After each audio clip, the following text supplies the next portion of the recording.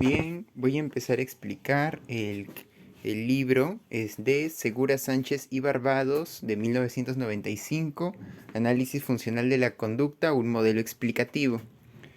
Ahí pueden observar a las tres autoras, son españolas. Este libro es muy interesante porque es un libro en el que se presenta una relación eh, entre el análisis interconductual propuesto por Cantor y el análisis de la conducta por el modelo de condicionamiento operante. En sí se podría decir que este es un libro antecesor a lo que actualmente ha propuesto la doctora María Chechus Froxán con su libro también de análisis funcional, solo que ese está más actualizado en términos de los avances que la teoría del condicionamiento ha logrado en estos años. Se podría decir que este libro sería como el abuelito de ese otro libro. Bien, vamos a comenzar. Este es el capítulo introductorio. O sea, todavía no estamos en el capítulo 1, sino en la introducción previa al capítulo 1. Ahí pueden ver la foto de Skinner y la foto de Cantor, que son los autores que en cierta medida se podría decir que se integran en este libro. Aunque también podríamos agregar a Maurer en esa, para ponerlos como el trío de los autores que se integran. Bien, aquí vamos a ver algunas posturas sobre las ciencias del comportamiento. Ya recordarán algunos de alguna sesión anterior en la que vimos el libro de la lectura de O'Donnell y Kitchener, que habían un montón de conductismos y de diferentes perspectivas dentro de los conductismos y también de los cognitivismos. Sin embargo, aquí nos están poniendo solamente unas 5 o 6 posturas nada más, que las están clasificando según dos ejes.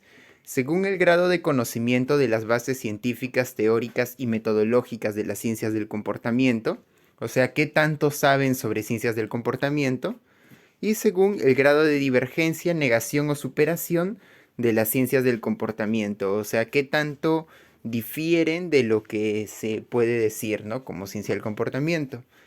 Acá se está tomando como eje, digamos, regulador, digamos, al conductismo radical, como la perspectiva más afín y concordante con la teoría del condicionamiento y lo que se ha avanzado en cuanto a ciencias del comportamiento, por lo menos hasta ese punto.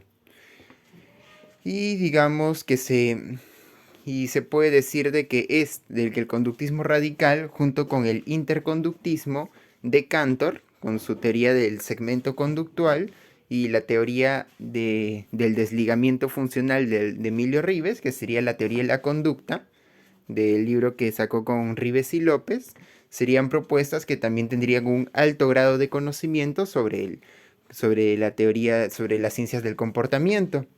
Sin embargo, la que tendría mayor conocimientos y la que se estaría tomando como ejemplo sería el conductismo radical. En parte, bueno, se entiende, digamos, que si el interconductismo se fue desarrollando de modo paralelo o incluso desde un poco antes al conductismo radical, pues sí se puede decir que claro, había más, el conductismo radical tendría más conocimiento sobre el condicionamiento que el interconductismo. Sobre todo porque la teoría del interconductual no se basa exclusivamente en el condicionamiento, mientras que el conductismo radical sí.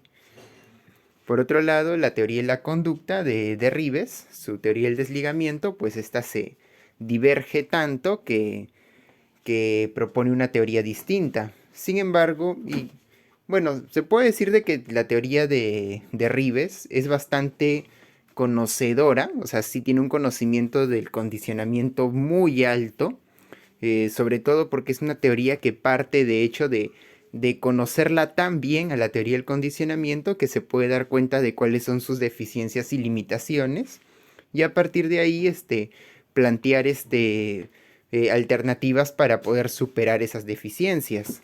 Y bueno, por eso se puede decir que la conoce bastante bien, pero al no trabajar exclusivamente basado en eso, se puede decir que tal vez no está del todo al tanto de lo que se va avanzando en cada momento, ¿no? Por lo que se podría decir que tal vez en ese sentido el conductismo radical quizás conoce un poco más. Y claro, esta teoría que precisamente busca superar, pues sí tendría mayor divergencia. En el caso del interconductismo, de Cantor al menos, no se podría decir que haya una tanta divergencia, ya que, mm, o sea, sí lo conocía, pero no se basaba tanto en eso. Y bueno, precisamente eso es lo que va a plantear este libro, ¿no? Va a integrar un poco el interconductismo de Cantor con la teoría del condicionamiento.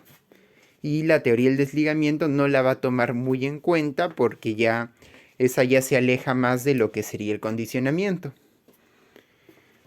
Por otro lado tenemos las terapias de conducta.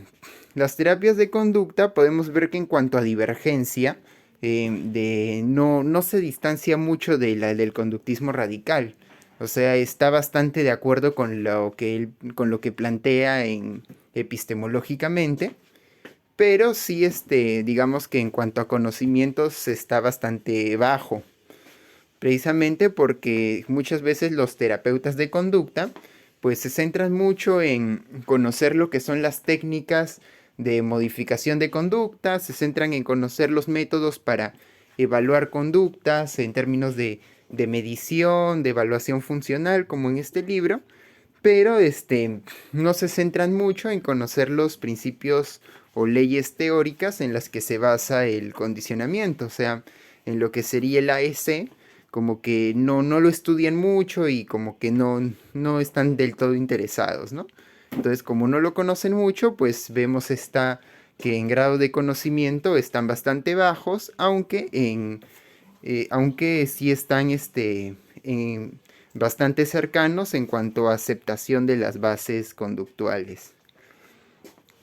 Ya lo que sería el cognitivismo y el eclecticismo, pues sí estarían bastante alejados de lo que plantearía el conductismo, en el sentido de que ya rechaza o sea, ya empieza a plantear algunas objeciones que no vienen al caso hacia el conductismo, que ya lo vamos a ver más adelante. Y y bueno, a veces lo hace sin conocer mucho, ¿no? O sea, como muchas veces sus líneas de investigación van por otros lados o plantean otro tipo de teorías del aprendizaje y como que no conocen mucho este avance en cuanto a condicionamiento. En sí yo diría que esto es un pequeño problema, ya que, por ejemplo, en el caso de la teoría del desligamiento, si bien esta busca superar la teoría del condicionamiento en cuanto a limitaciones, pues lo hace a partir de un estudio profundo de lo que ella planteó, de lo que se planteó desde ahí. En cambio, en algunas teorías cognitivas, pues no se hace esto. Aunque hay sus excepciones, ¿no? Que sí toman en cuenta este aspecto asociativo, ¿no? Del condicionamiento clásico principalmente. Bueno, habiendo visto esto de forma muy general, que de hecho este libro no busca ser muy exhaustivo en esto, así que tampoco hay que, así que simplemente verlo así nomás como que por encimita más o menos cuáles son las posturas en ciencias del comportamiento que está considerando el libro, pues vamos a continuar con analizando más a detalle estos dos ejes y vamos a ver algunos problemas en cuanto a ambos aspectos, o sea, algunos problemas en cuanto al desconocimiento sobre las ciencias del comportamiento, algunas causas principalmente, y también algunas causas en cuanto a la divergencia. Vamos a ver 4 para el desconocimiento, que son la falta de tradición científica en el estudio de la conducta humana, la inadecuada enseñanza de la psicología, expectativas y exigencias inadecuadas en alumnos y profesionales de la psicología, y demandas y valoraciones sociales inadecuadas. Por otro lado, en cuanto a divergencia, vamos a ver lo que son el muñeco de paja, el descubrimiento de la pólvora y la vuelta a estadios precientíficos. Vamos a comenzar con la parte de desconocimiento. Aquí el primer punto que mencioné fue la falta de tradición científica, pues básicamente se señala que han pasado pocos años desde el nacimiento de la psicología como ciencia. Digamos, si consideramos desde la fundación del primer laboratorio de Wilhelm Wundt en 1879 hasta la fecha, hasta el 2022, han pasado 143 años. Y eso, porque también puede ser un poco polémico decir que Wundt fue el padre de la psicología científica. Podríamos incluso pensar en otros autores, tal vez más del funcionalismo, que hicieron experimentación un poco más objetiva, o incluso ya irnos incluso hasta Watson, que todavía también fue más objetivo aún. Entonces podríamos poner en duda de que Wundt haya sido el padre de la psicología científica. Podríamos pensar tal vez en algún funcionalista, pero bueno. El asunto es de que se plantea que muchas veces se dice que fue Wundt, y si tomamos en consideración a Wundt, vemos de que han pasado bien poquitos años desde que se fundó la psicología como ciencia en comparación a otras. Entonces, esto implica de que no hay una costumbre o no está tan aceptado por parte de toda la comunidad de psicólogos que lo que están estudiando es una ciencia. Entonces muchos piensan que no, que es otra cosa, este, o algunos dicen que es más una ciencia humana y como tal es bastante subjetiva, o como que o te dicen algunas excusas como vemos acá, ¿no? O sea, que dicen cada orientación tiene utilidad según el problema, o que es enriquecedor que existan diferentes orientaciones, que la conducta nunca se entenderá en su totalidad, y plantean así algunas excusas como que la ciencia no lo es todo, y en base a estas excusas, pues, que son en parte, tienen algo de razón, o sea, pero eso no quita que se pueda dejar de estudiar la ciencia, ¿no? Si planteamos esta excusa que mencionaba de la ciencia no lo es todo, pues claro, la ciencia no lo es todo, pero eso no quita de que deje de ser importante, ¿no? En cambio, vemos que hay algunos psicólogos que dicen la ciencia no lo es todo y por ende dejan de estudiarla. Mm, claro, se puede decir de que sí tiene cierto. Puede ser verdad de que de que está bien de que hayan diferentes perspectivas en psicología, pero no es conveniente de que hayan algunas que se alejen de la investigación científica. Entonces vemos de que realmente sí hay esta falta de tradición. O te dicen de que, bueno, para este tipo de problemas podríamos aplicar psicoterapia humanista, psicoterapia yesta, los psicoanálisis, pero para este tipo de cosas de acá, de repente ya conductismo, cognitivismo. Entonces no están pensando en qué es lo más científico, sino simplemente en realidad en lo que más les llama la atención, en sus gustos personales. O el- em, por otro lado tenemos este aspecto de los micromodelos, ¿no? Que algunos dicen de que en vez de plantear una teoría general del comportamiento, vamos mejor a plantear una teoría específica sobre, digamos, no sé, una teoría sobre la empatía. Y luego planteamos otra teoría sobre la depresión. Y luego creamos una teoría diferente para abordar digamos, los trastornos alimenticios. Y así empiezan a crear diferentes teorías por cada trastorno, por cada constructo psicométrico. Y, em, empiezan a crear un montón de constructos, un montón de teorías para cada constructo, y al final no avanzan como proyecto de investigación científica, sino simplemente se van más por lo superficial. Entonces esto también son como que excusas que podrían impedir, o bueno, más que podrían, que impiden que se pueda investigar psicología científica. O sea, el hecho de que consideren que la investigación experimental no es tan importante y que es mejor estudiar en base a micromodelos que se centren en constructos específicos de este tipo, ¿no? Por otro lado tenemos el tema de la inadecuada enseñanza. En esto de la inadecuada enseñanza hay bastante que decir. Primero, la adición heterogénea de materias, contenidos y marcos de referencia. Aquí podemos ver, principalmente nos habla de los sílabos de los sílabos y de las mallas curriculares mal estructuradas, en las cuales se puede ver una malla curricular orientada desde diferentes perspectivas teóricas y que no te llevan a una formación real como psicólogo, y que incluso una misma, ¿cómo decirlo? una misma, un mismo curso te lo enseñan desde diferentes teorías eh, y algunas que no son ni siquiera científicas. Entonces, ¿qué pasa? De que al final uno termina la carrera y como que no entendió, o sea, no entendió de qué trataba la psicología, no entendió de qué iba y no sabe manejar, o sea, le enseñaron un montón de teorías, pero no sabe manejar ninguna. ¿Y cuál es el problema? De que, bueno, cuando sale al campo laboral, pues no sabe qué hacer. Le enseñaron cosas que no le sirven y, y de pronto, pues, bueno, por ejemplo, las técnicas proyectivas, que son poco útiles, pero a veces te las enseñan en las universidades. Entonces, uno, ¿qué puede hacer, digamos, si te enseñan cosas que no sirven realmente? Entonces, eso es un problema, ¿no? La inadecuada enseñanza que conlleva desconocimiento sobre las ciencias del comportamiento. El divorcio entre ciencia académica y ciencia aplicada. Bueno, aquí podríamos decir ciencia básica y aplicada, ¿no? Que es un poquito lo que mencionábamos de los terapeutas de conducta, que si bien están de acuerdo con lo que plantea el conductismo, pues no estudia mucho lo que es el análisis experimental de la conducta y desconoce, digamos, de las bases, o sea, de las leyes en las que se basa la metodología que usan.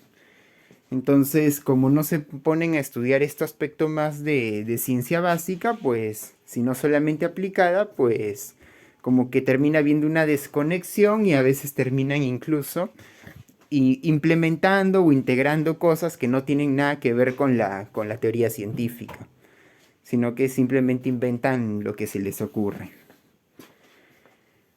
Otro es la ausencia de un marco globalizador de referencia para que el alumno pueda orientarse. Este punto es súper importante porque es aquí donde entra, toma bastante utilidad el interconductismo.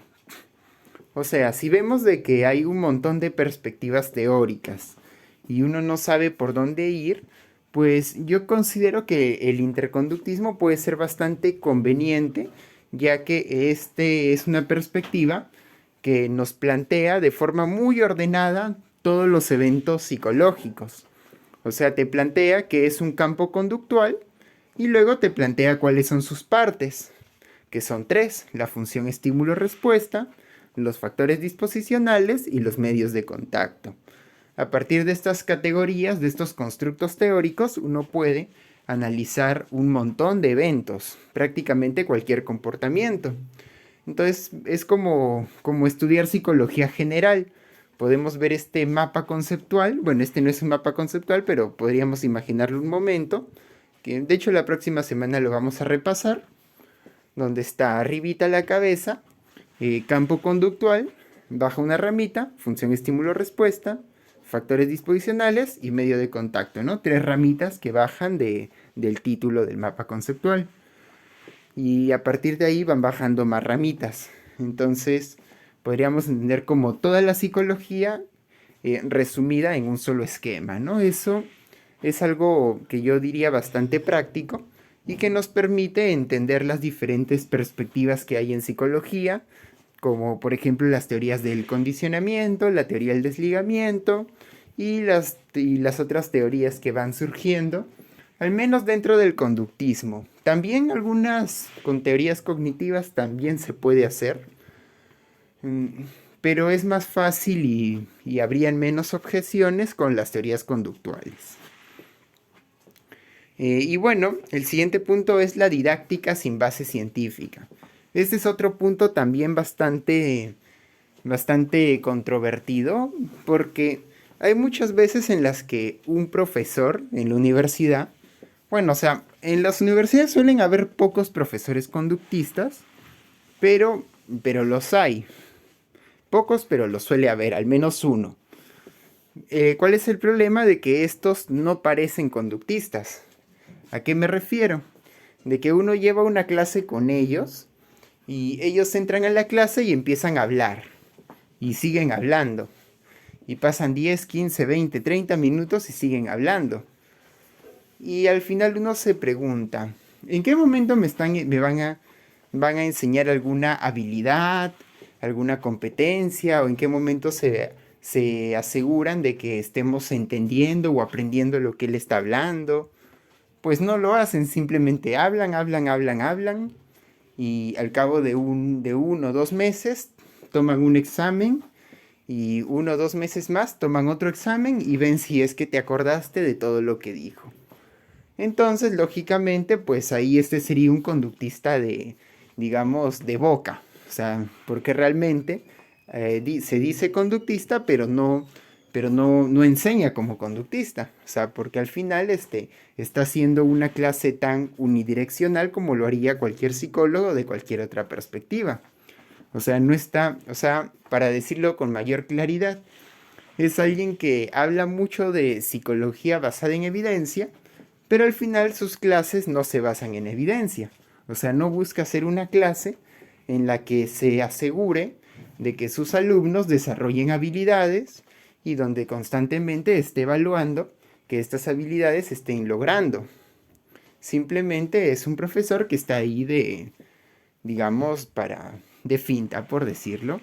Y hay muchos profesores así. Entonces, pues lógicamente, el hecho de que la enseñanza no tenga base científica, o sea, no se basen en... Porque hay métodos conductuales para la pedagogía, como sería el modelo de instrucción programada o de instrucción personalizada, o el modelo de interacciones didácticas, que parten del conductismo, en el de interacciones didácticas más del interconductismo, pero es precisamente para la enseñanza, pero no los usan, probablemente por desconocimiento, pero ahí viene un poco la cuestión, ¿no? Y bueno, estos son algunos factores por los cuales hay poco desconocimiento de la ciencia de la conducta. Vamos a ver otros dos más, que son las expectativas y exigencias inadecuadas por estudiantes y profesionales de psicología. Aquí podríamos hablar de objetivos especulativos, altruistas, religiosos y pragmáticos. Esta parte es interesante porque de hecho es algo que nos suele pasar a varios, de que uno cuando entra a la carrera de psicología dice, quiero estudiar psicología para ayudar a los demás. Esto es una afirmación bastante noble y bien intencionada y estoy muy de acuerdo en que la psicología es una carrera donde tú puedes ayudar a los demás. Sin embargo, para estudiar psicología no es solo para ayudar a los demás como lo haría cualquier otro profesional que no necesariamente estudia psicología. O sea, uno podría estudiar enfermería y ayudar a los demás. Uno podría estudiar bueno, uno sin necesidad de estudiar nada puede ayudar a los demás. Uno podría entrar a una ONG y ayudar a los demás. Incluso si uno quiere ayudar a los demás, pues podría simplemente estar más atento a su familia y ver qué es lo que necesitan. Entonces realmente decir que uno estudia psicología para ayudar a los demás, pues está bien, pero no basta. O sea, hay que ir un poquito más allá.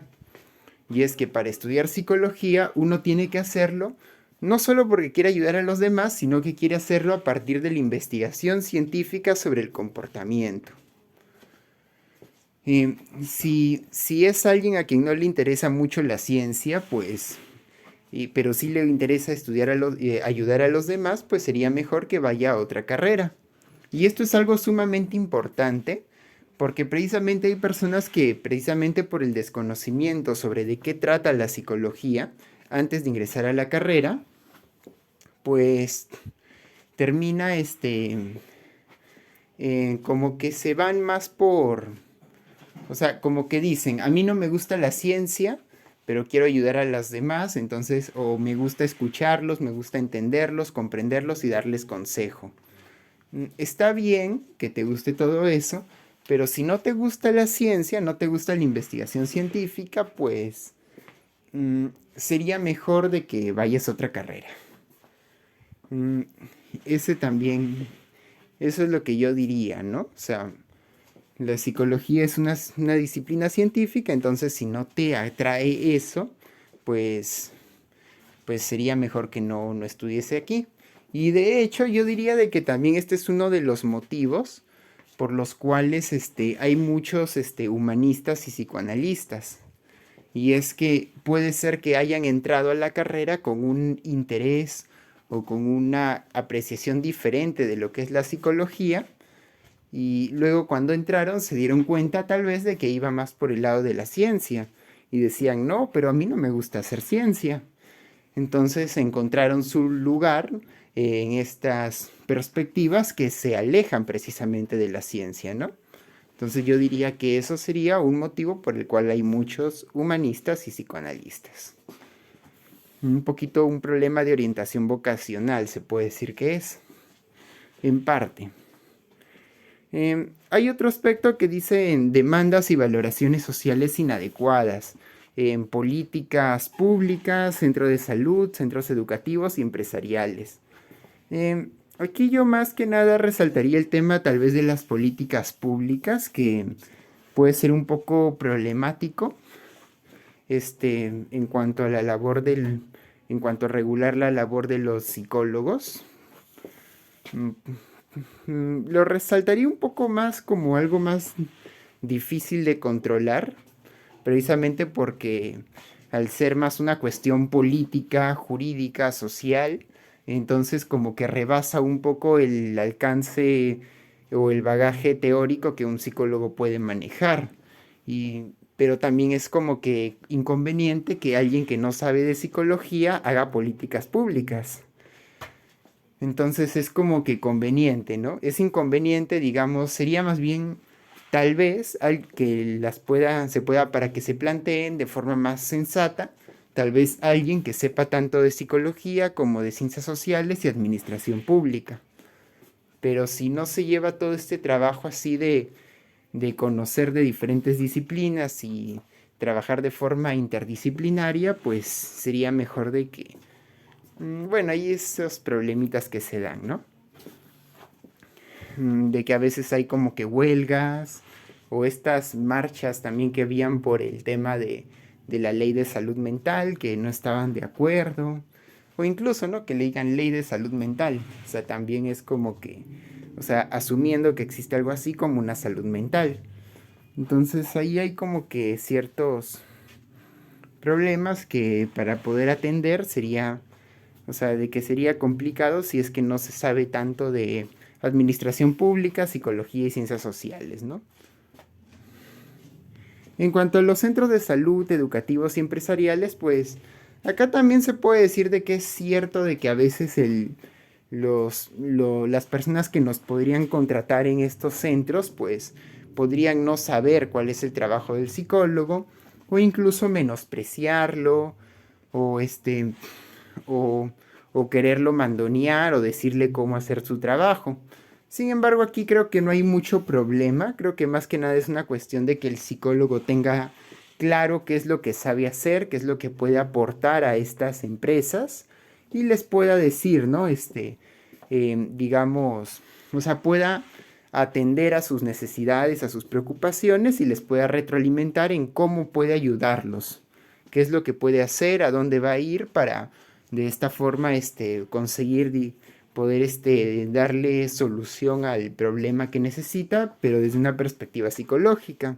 Y también ser sinceros en cuanto a lo que no se puede o no se debe hacer, o lo que sobrepasa el alcance de la psicología y que tal vez sería más conveniente que se haga desde con apoyo de alguna ciencia social o de la pedagogía o de la medicina. Aquí hay que ser sinceros y firmes, más que nada. Y bueno, ahí podríamos ver de que a nivel de políticas públicas, claro, esto ya no se puede porque aquí ya es más impersonal, ¿no? O sea, ya no tienes una relación tanto con un jefe, sino más con documentos y tú no le puedes hablar del documento. Pero ya cuando se trata con los contratadores, digamos, con los clientes de alguna institución, pues ahí tú sí les puedes hablar directamente y pueden llegar a un acuerdo. Entonces, en esos casos lo que debe primar es la sinceridad y la firmeza. Continuamos. Y la empatía, sinceridad, firmeza y empatía, para poder llegar a acuerdos sobre cómo van a trabajar juntos. Mm, Ahora sí, llegamos a la divergencia, negación o superación de las ciencias del comportamiento. O sea, porque algunas perspectivas se plantean que son divergentes o que lo quieren superar o negar. Aquí vamos a ver uno de los motivos, que son el muñeco de paja. Y el muñeco de paja plantea que hay un supuesto simplismo, un supuesto rechazo de la individualidad y una supuesta superficialidad en los conductismos. Y como el conductismo rechaza supuestamente todo eso, entonces está mal. Aquí básicamente es de que no están haciendo críticas reales a la teoría conductual, sino que están haciendo críticas a un muñeco de paja que se han inventado. O sea, básicamente es una falacia donde no critican una postura real, sino que critican una ridiculización de la postura. Otra es el descubrimiento de la pólvora, que es básicamente cuando se dice esta perspectiva es mejor que la conductual porque considera aspectos que la psicología conductual dejaba de lado. Y que claro, o sea, luego leemos de psicología conductual y vemos que no lo dejaba de lado, pero supuestamente lo hacía según estas perspectivas. Por ejemplo, podemos ver la distinción entre objeto y significado, que se podría hacer desde una perspectiva cognitiva, pero podemos ver que desde una perspectiva más conductual, podemos ver la distinción entre objeto de estímulo y función de estímulo. O sea, como que ya se veía de que, claro, una cosa es el objeto y otra cosa es digamos, el efecto que produce sobre la respuesta y que se ha adquirido a partir de la historia de aprendizaje. Esto ya se tenía en cuenta, solamente que ellos, pues, algunos psicólogos cognitivos, pues dicen que no se hacía porque, bueno, ¿cómo decirlo? Fomentar este mito de la revolución cognitiva con una intención más de popularidad, ¿no? Como un marketing. Algunos hablan de las atribuciones, de qué es lo que las personas le atribuyen a los objetos, sus cualidades que les atribuyen, pero aquí ya también estaba este concepto de establecimiento de funciones de estímulo o de evolución del estímulo. Como es que a partir de la historia interconductual se va formando estas propiedades estimulativas. Entonces, prácticamente te están diciendo algo que ya se sabía. O la influencia del pensamiento y las emociones, que te dicen de que no, que el conductista solo estudia la conducta, pero no estudia el pensamiento y las emociones. Y luego vemos de que sí te hablaban conceptos como el de sistema reactivo afectivo, implícito, factores disposicionales, y te das cuenta de que en realidad esto era una mentira. O sea, sí se estudiaba, solo que con constructos diferentes. Por ahí se podría decir que un descubrimiento de la pólvora un poco más moderno, que no te menciona en el libro, se podría decir que es ahora el de la cognición corporeizada, que te plantea de que, digamos, de que nos comportamos con todo el cuerpo, ¿no? Básicamente lo que ya se sabía desde Watson y que incluso Cantor nos resaltaba con el concepto de sistema reactivo. Entonces, prácticamente lo que están haciendo es plantear supuestos de que ya se conocían, ¿no? O sea, redescubrir la pólvora. Y el siguiente punto es la vuelta a estadios precientíficos. Esto se puede hacer, digamos, a un nivel conceptual con el retorno a conceptos mentalistas o en un aspecto más metodológico. O sea, cuando ya se dejan de hacer uso de los métodos desarrollados o por los psicólogos conductuales, se toman menos en consideración y como empiezan a redescubrir la pólvora, es como que ya como que están retrocediendo, ¿no? O sea, a veces empiezan a retomar métodos superados, como podría ser digamos, el método de introspección que usaba Wilhelm Wundt, o podrían recaer, digamos, en este tipo de cosas. O simplemente como están investigando cosas que ya se sabían desde hace tiempo, pues también, ¿no? Están como que en vez de avanzar, retroceden. En ese sentido, pues yo resaltaría de que se puede plantear teorías alternativas a las del condicionamiento, pues claro que sí, y de hecho se ha hecho y se hace. Pero para hacerlo tienes que conocer muy bien la teoría del condicionamiento. O sea, no puedes plantear una teoría nueva sin conocer bien la teoría anterior que ha estado orientando el avance científico durante tantos años. Entonces, un poco de humildad tal vez, ¿no? No decir que vas a superar algo que no conoces.